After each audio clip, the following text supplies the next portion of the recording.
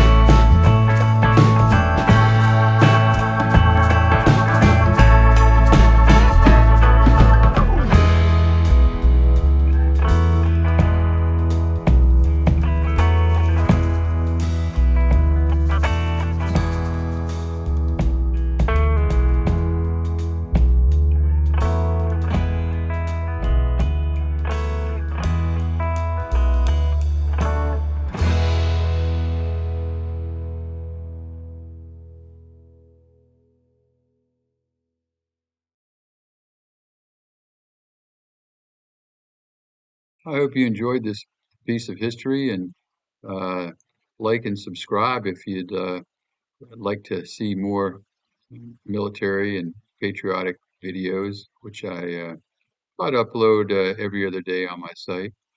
And if you're interested in a good read, check out my books at www.edsemler.com.